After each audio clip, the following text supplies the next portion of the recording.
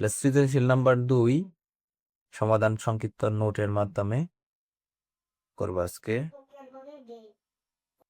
মূলধন মূলধন তো আর বলে দিতে হবে না নাকি? কোন পাস? ক্রেডিট পাস, টাকা চলে গেছে নাকি? পরে তারপর কি আছে? মূলধন সরাসরি মিলছে একদম এর মধ্যে। তারপর কি আছে? সাজসজ্জা, আসবাবপত্র ও সাজসজ্জা। এটা কি? এটা তো অবশ্যই ডেবিট কাকা। কারণ কারণ কি? সম্পদ। সম্পদ কোন পাশে যায়? ডেবিট পাশে যায়। তারপর কি আছে? প্রাপ্য বিল। যে কোনো ধরনের প্রাপ্য কি হবে? যে ধরুন প্রাপ্য হলো তোমার গেল ক্রেডিট।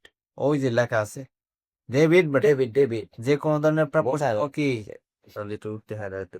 হ্যাঁ, টাকাটা যে কোনো ধরনের প্রাপ্য সমূহ কি হবে? ডেবিট হবে। হ্যাঁ, তারপরে আছে ডেবিট তারপর হচ্ছে প্রদেয় বিল। এটা একটা দায়। প্রদেয় বিল কি? দায়। প্রদেয় বিল হচ্ছে চলতি দায়। দায় হলে কি? দায় হলে কি হয়? ক্রেডিট হয়।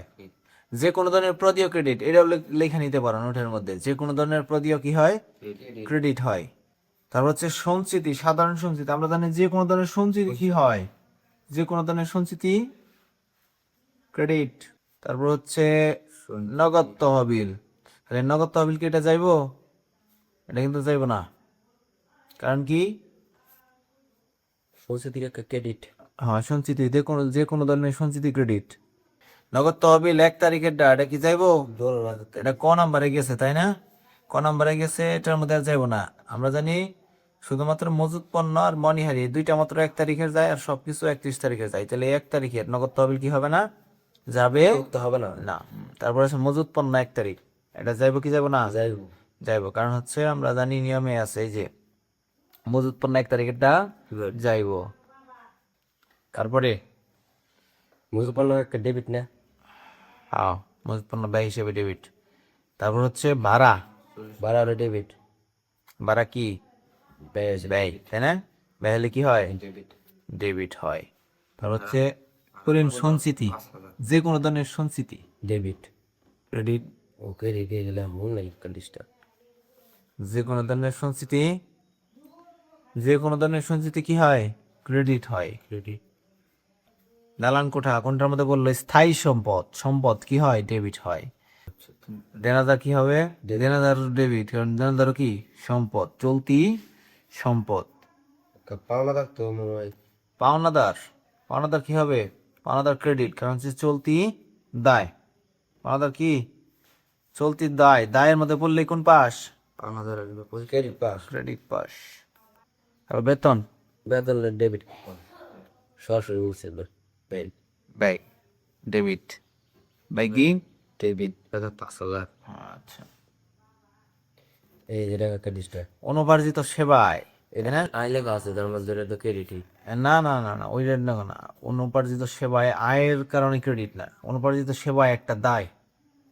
অনুপার্জিত সেবা আয় একটা দায়। মনে করো যে এটার বিষয়টি হচ্ছে এরকম, ধরো আমরা হিসেব করে রাখছি আয় পাবো আমরা, ওই আয়টা আমাকে পাওয়া হইল না, মানে হবে না। তাহলে ওইটা কি হয়ে যাবো আমার? আমি তো হিসাবে রাখছিলাম ওটা, এই কারণে এটা দায় হিসেবে হয়ে যাবে। তারপরে এটা কি হবে ক্রেডিটে? ক্রেডিটে। ব্যাংক জমাতিরিক্ত, ব্যাংক জমাতিরিক্ত এটা একটা চলতি দায়। চলে যায় মানে ব্যাংক জমা যে যা আছে তার চেয়ে অতিরিক্ত হয়ে গেছে আর কি, তাই না? 1000 থেকে 20,000 আছে। তাহলে ব্যাংক জমাতিরিক্ত চলতি দায়। দায় হলে কি হয়? ক্রেডিট পাস। Credit pass. নগদ তহবিল 31 তারিখ এর যাবে কনফার্ম। কনফার্ম যাবো, কারণ বাকি সবকিছু কয় তারিখ এগুলো যায়? 31 তারিখ এগুলো যায়।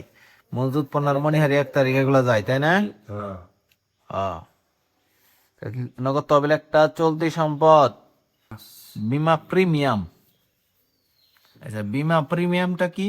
বীমা প্রিমিয়াম হইতেছে ওই যে যে বীমার টাকা পরিশোধ করা লাগে না মাসে মাসে বা বছর বছর, যে একটা নিজস্ব সময় থাকে, এটা এটা একটা খরচ।